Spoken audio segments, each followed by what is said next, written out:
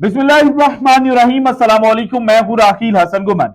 नाज़रीन, once again Pakistan cricket team दूसरे टी20 मैच में भी न्यूजीलैंड के हाथों 21 रन से शिकस्त जो है वो खा चुकी है। जुलाई 2023 में जब जका अशरफ साहब पाकिस्तान क्रिकेट बोर्ड के मैनेजिंग कमेटी के चेयरमैन बने थे, तो उसके बाद जो नाकामियां पाकिस्तान का मुकद्दर बनी थी वो स्टिल पाकिस्तान के साथ चल रही हैं। और जनाब, फॉर्मेट्स चेंज होते जा रहे हैं, लेकिन पाकिस्तान की किस्मत जो है वो बदलने का नाम नहीं ले रही। पाकिस्तान क्रिकेट टीम के साबिक कप्तान बाबर आजम और मिडिल ऑर्डर बैट्समैन फखर जमान ने आज जनाब बड़ी धुएंधार बैटिंग की, लेकिन उसके बावजूद जनाब अगेन 195 रन चेज करते हुए पाकिस्तान 21 रन के मार्जिन से जो शिकस्त है वो खा बैठा है। और इस मैच को अगर देखा जाए तो एक लम्हा ऐसा था कि जब पाकिस्तान क्रिकेट टीम की झोली में जो फतह है वो आकर गिर चुकी थी, लेकिन ultimately at the end of the day Pakistan cricket team जो है वो मुकम्मल जो 20 ओवर्स हैं वो भी नहीं खेल पाई। और पाकिस्तान जनाब सिर्फ 195 रन चेस करते हुए 173 रन के ऊपर ऑल टीम आउट हो गई। और इसमें पाकिस्तान की जानिब से दो 50 स्कोर जो है वो भी बने। बाबर आजम ने अच्छी इनिंग खेली, फखर जमान ने तो आउट क्लास करके रख दिया था। और ऐसे लग रहा था कि फखर जमान ने जो वर्ल्ड कप 2023 के दौरान जनाब न्यूजीलैंड को धोने का सिलसिला शुरू किया था, आज वहीं से जो फखर जमान है उन्होंने दोबारा बैटिंग करना शुरू की है। लेकिन जैसे ही फखर जमान आउट होते हैं तो उसके बाद यके बाद दीगरे जनाब जो पाकिस्तान के बैट्समैन हैं वो रेत की दीवार साबित होते हैं। और बाबर आजम दूसरे एंड से सिर्फ जनाब जो पाकिस्तान के बैट्समैन आ और जा रहे थे उनकी शक्लें देख रहे थे कि भाईजान ये जो स्ट्राइक रेट अप करने का एक नया शोशा पाकिस्तान क्रिकेट टीम के नए डायरेक्टर और पाकिस्तान क्रिकेट टीम की नई मैनेजमेंट की जानिब से छोड़ा गया है, तो भाईजान विकेट के ऊपर स्टे किसने करना है। और फिर जनाब बाबर आजम हारे हुए लश्कर के जीते हुए सिपाही जो हैं वो at the end of the day declare किए गए। और आज मैच के दौरान पाकिस्तान से क्या गलतियां हुई और ओवरऑल जनाब क्या गलतियां पाकिस्तान क्रिकेट टीम के नए डायरेक्टर मोहम्मद हफीज साहब और जका अशरफ साहब कर रहे हैं, किस तरह से इन दोनों की जिद जो है वो पाकिस्तान को तबाह कर रही है। जका अशरफ जब से पाकिस्तान क्रिकेट बोर्ड के जनाब मैनेजमेंट कमेटी के चेयरमैन बने हैं तब से लेकर अब तक पाकिस्तान क्रिकेट टीम की परफॉर्मेंस क्या रही है और अब पाकिस्तान क्रिकेट का मुस्तकबिल क्या होगा। इसके अलावा जो कुदरत का निजाम है वो बाबर आजम के लिए किस तरह से एक्टिव हो चुका है, क्योंकि जब भी वर्ल्ड कप का सिनेरियो होता है पाकिस्तान कुदरत के निजाम के ऊपर डिपेंड कर रहा होता है। लेकिन फर्स्ट टाइम जनाब जो बायलैटरल सीरीज है उसके दौरान पाकिस्तान के साबिक कप्तान बाबर आजम के लिए जो कुदरत का निजाम है वो एक्टिव हुआ है। और ऐसा एक्टिव हुआ है कि बाबर आजम के जो नाकदीन है वो इस वक्त मुंह छुपाने पर मजबूर हो चुके हैं। और जो जनाब शर्म से आ रही है, जिनको शर्म नहीं आती, वो आज की जो पाकिस्तान को शिकस्त मिली है इसका जिम्मेदार भी बाबर आजम को ठहरा रहे हैं। तो उनके लिए भी मेरे पास कुछ जवाब हैं जो आज की वीडियो में मैंने आपके साथ शेयर करने हैं। लेकिन सबसे पहले देखा जाए तो जनाब पाकिस्तान ने टॉस जीता। टॉस जीतकर फर्स्ट टी20 में हमने बैटिंग करने का फैसला किया था।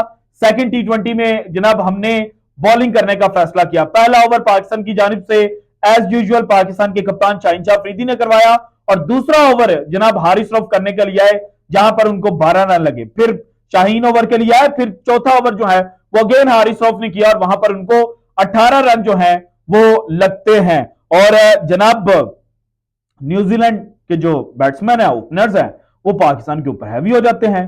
पाकिस्तान को कुछ समझ ही नहीं आती। आमिर जमाल आते हैं, वो जनाब जो डेवन कॉनवॉय है उनको आउट करते हैं, लेकिन उसके बाद जनाब फिन एलन और केन विलियमसन जो हैं वो आहिस्ता आहिस्ता जो न्यूजीलैंड का स्कोर है उसको जनाब 111 रन के ऊपर पहुंचाते हैं। और जब जनाब ब्रेक आती है तो 10 ओवर्स के अंदर जो न्यूजीलैंड है उन्होंने 111 रन स्कोर किए होते हैं, जबकि सिर्फ एक खिलाड़ी उनका आउट होता है। और फिर जनाब जो ब्रेक थी, ड्रिंक्स ब्रेक थी, उसके दौरान केन विलियमसन जो है वो रिटायर्ड हर्ट हो जाते हैं और उनकी जगह पर आते हैं जनाब डैरल मिचेल। और डैरल मिचेल जो है वो भी जनाब आते ही जो काउंटर अटैक है वो करते हैं। और 11 ओवर के अंदर न्यूजीलैंड का स्कोर था 122 यानी कि मोर देन 10 के जनाब जो रन रेट है उसके साथ न्यूजीलैंड बैटिंग कर रहा था। और इस जब पाकिस्तान ने 11 ओवर फेंके हुए थे तो इसमें पाकिस्तान की जो बॉलिंग लाइनअप है वो जनाब लग रहा था कि उनकी जो धाक थी, और जो बड़े बड़े क्रिकेट पंडित कहते हैं कि पाकिस्तान टेस्ट में हार सकता है, पाकिस्तान ओडीआई के अंदर हार सकता है, लेकिन पाकिस्तान टी20 की बहुत तगड़ी साइड है। तो जनाब ये जो बॉलिंग लाइनअप थी ये कोई और ही किस्सा सुना रही थी, क्योंकि शाहीन शाह अफरीदी ने 2 ओवर किए, 18 रन उनको लगे थे और कोई विकेट उनके खाते में नहीं आई थी। हारिस रऊफ ने 2 ओवर किए, जो इनिशियली उन्होंने फेंके थे 30 रन उनको पड़े, फिर आमिर जमाल ने 3 ओवर फेंके हुए थे, 28 रन उनको पड़ा था, और एक डेवन कॉनवे की विकेट जो है वो उन्होंने हासिल की थी। अब्बास अफरीदी जो फर्स्ट मैच के हीरो थे उन्होंने 2 ओवर किए, 22 रन दिए और कोई विकेट नहीं हासिल की। उसामा मीर लेग स्पिनर शादाब खान को रिप्लेस कर रहे थे, 2 ओवर किए। अगेन जनाब इस मैच में उन्होंने अपने जो फर्स्ट 2 ओवर्स हैं उनके उनमें 24 रन जो है वो दिए, और लगा कि पाकिस्तान जनाब जो लास्ट टी20 में रिकॉर्ड, शर्मनाक रिकॉर्ड अपने नाम किया था,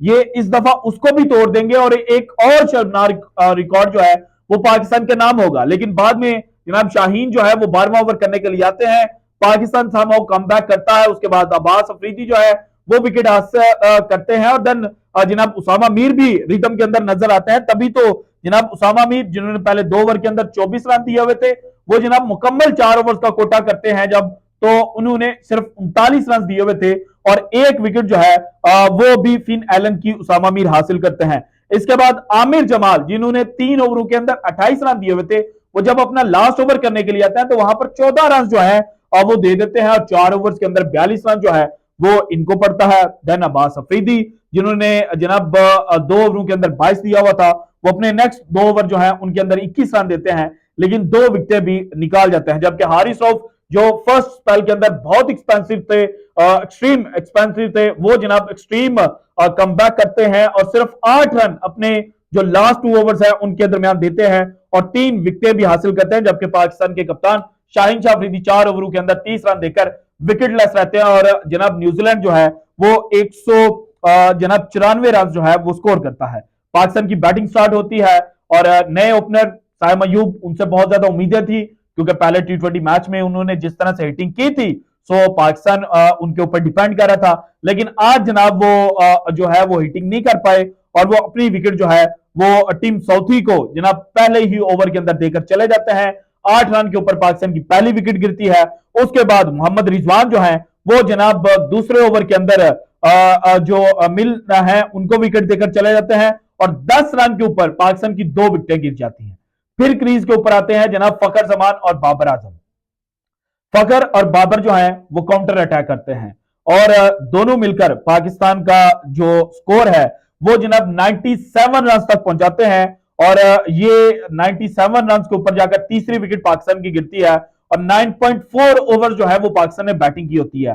सो जनाब जो रिमेनिंग बॉल्स और रन थे उनको देखा जाए और विकेटें जो पाकिस्तान के पास थी उनको देखा जाए तो मैच पाकिस्तान की झोली में था।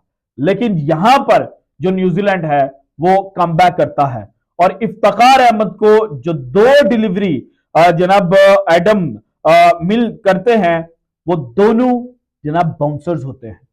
उसके बाद स्पिनर आते हैं, स्पिनर का ओवर गुजरता है और देन जनाब जो बेन सीयर्स हैं वो जब अटैक पर आते हैं, बॉलिंग करते हैं इफ्तिखार को, तो वो भी उनको जनाब जो शॉर्ट बॉल है, बाउंसर है, उसके ऊपर आउट करते हैं। तो यहां से पता चलता है कि जनाब जो न्यूजीलैंड की टीम थी वो प्रॉपर प्लानिंग के साथ आई हुई थी। और फिर जनाब इफ्तिखार आउट होते हैं तो उनके बाद आजम खान, जिनके ऊपर बहुत ज्यादा डिपेंड कर रही थी पाकिस्तान की टीम, क्योंकि लास्ट टी20 मैच में भी जो आजम है वो फिनिश नहीं कर पाए थे, हालांकि उनका रोल जो है वो फिनिशर का रोल उनको दिया गया है। तो आज अगेन उनके पास अपॉर्चुनिटी थी और जो उन्होंने हिट की, लगा के बॉल जो है वो डिस्टेंस क्लियर कर जाएगी, छक्के के लिए चली जाएगी, लेकिन बाउंड्री के ऊपर वो जो कैच है वो पकड़ा गया।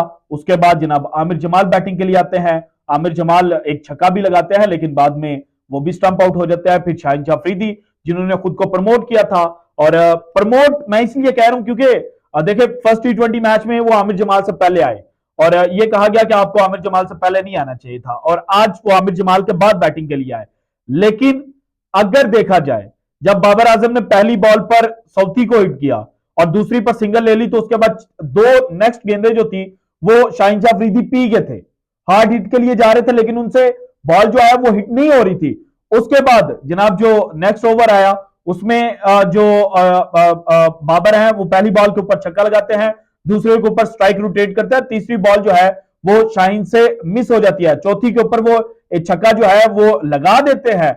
लेकिन शाहीन शाह अफरीदी की निस्बत जो अब्बास अफरीदी है उनके बारे में जो हाई परफॉर्मेंस सेंटर के कोच और डायरेक्टर और हेड कोच अपॉइंट किए गए थे यासिर अरफात साहब, उन्होंने कहा था कि ये ऑलराउंडर होने की जो सलाहियत है वो रखता है, और जो जनाब कोचिज हैं वो ये समझते हैं कि अब्बास अफरीदी जो शाहीन शाह अफरीदी है उनसे बेहतर बैटिंग कर सकते हैं, और आज ये छक्का जो है वो अब्बास अफरीदी ने लगाया भी और अच्छी हिटिंग जो है वो की थी। सो अब्बास अफरीदी को वहां पर भेजना चाहिए था, अब्बास अफरीदी आते, कम से कम आप स्ट्राइक रोटेट करते, आप वहां पर गेंद जो है वो ना पीते। और जब जनाब 3 ओवरों के अंदर 42 रन चाहिए था, अगेन लास्ट मैच की तरह बाबर आजम जनाब बेन सीयर्स की जो गेंद थी उसको बाउंड्री पार भेजने के चक्कर में जनाब विकेट जो है वो देकर चले जाते हैं, और जब बाबर आजम आउट होते हैं तो उसके बाद ऑब्वियस हो चुका था कि पाकिस्तान ये मैच हार चुका है।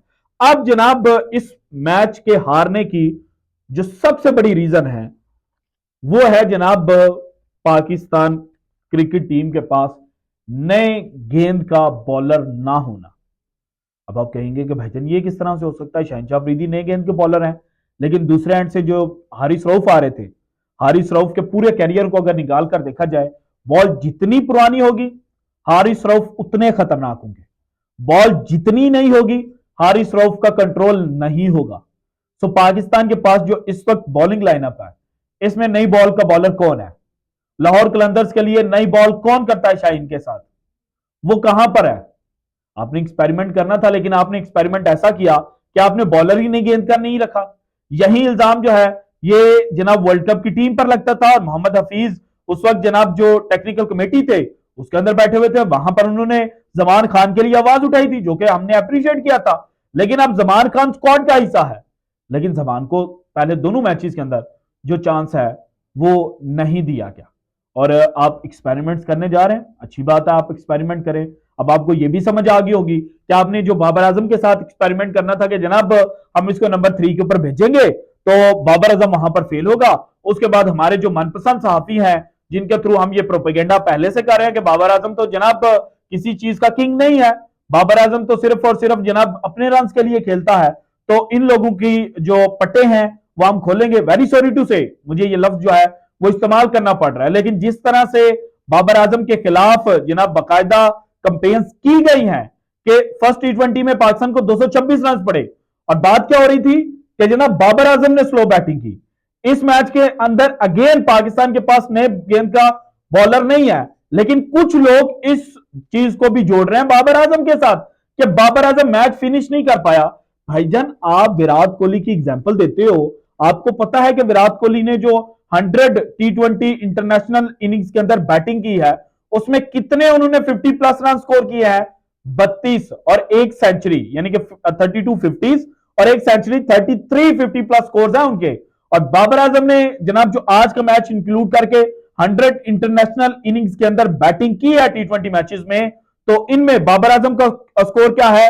32 हाफ सेंचुरीज हैं और 3 सेंचुरीज हैं। दैट मींस के 35 जनाब बाबर आजम के खाते में 50 प्लस स्कोर्स हैं।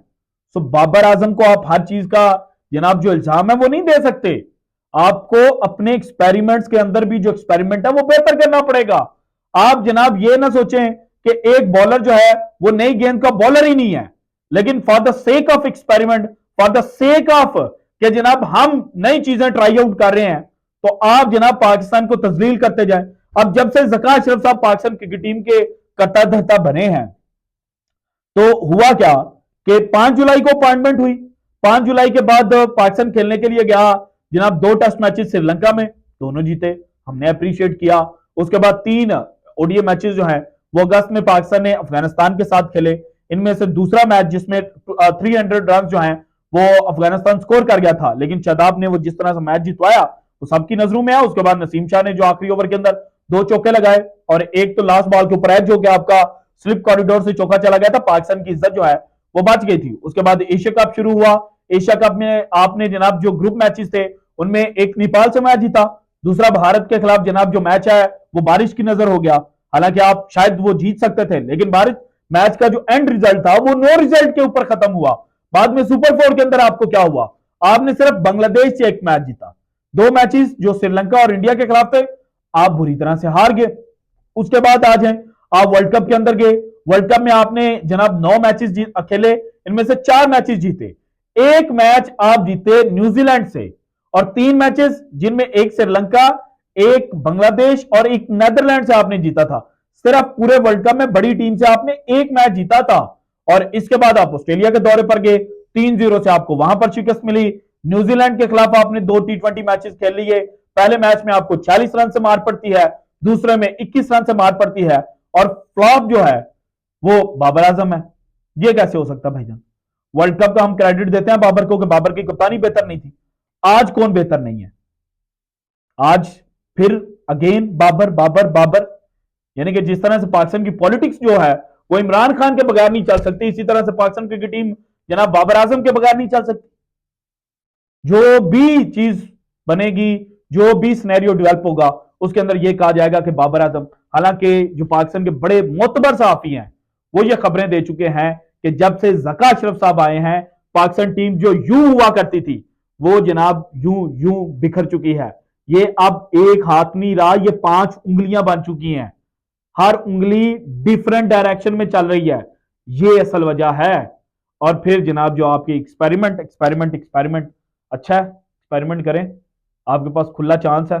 5 के 5 मैच हारें, उसके बाद जनाब वर्ल्ड कप में जब आपके पास कुछ नहीं होगा तो आप क्या रोना रोएंगे कि जनाब हमें टीम अच्छी नहीं मिल रही थी, हमें मैचेस कम मिले थे वर्ल्ड कप से पहले। अभी तो आपके पास एम्पल टाइम है, करें इस्तेमाल जो कर सकते हैं, क्योंकि हम पहले भी हार बर्दाश्त कर चुके हैं, अब भी कर लेंगे।